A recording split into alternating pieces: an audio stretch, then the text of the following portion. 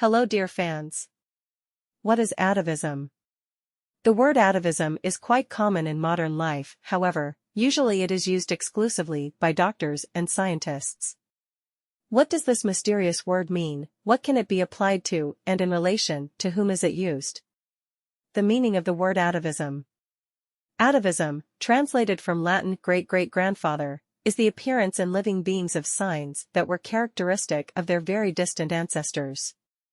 The characteristic signs of atavism are extramammary glands, caudal appendages, thick hair on the human body, as well as many fingers in animals. Genes are responsible for the appearance of these signs, which, for various reasons, can be activated in the body after many generations. In normal development without pathologies, atavisms do not appear, since their genes are blocked by other healthy genes.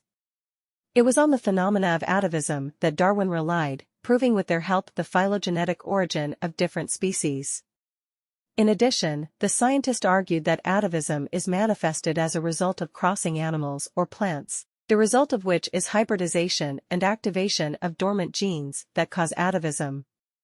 Modern geneticists and embryologists have significantly narrowed this concept. Therefore, atavism is today more often referred to exclusively in popular science literature. Signs of atavism. Atavistic signs can arise in a variety of ways. So, spontaneous atavism is most often noted when a certain species displays characteristics unusual for it, which, nevertheless, were noted in its distant ancestors from other systematic categories. For example, horses give birth to foals with 3 toes or a striped coloration, or humans develop a caudal process. Also, atavism manifests itself in hypertrichosis, polymastia, or cryptorchidism, which are most often observed in representatives of the human species. Unlike atavistic manifestations, rudimentary signs are found in all representatives of a particular species.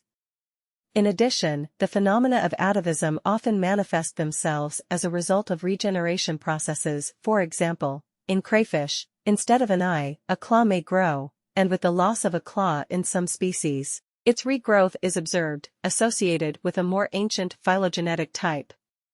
Similar cases are found in Orthoptera, the legs of which often regenerate in limbs that resemble the legs of lower developmental forms. Such pathological phenomena as microcephaly, cleft lip, and many other signs resulting from improper intrauterine development of the fetus have nothing to do with atavism. Thanks for watching.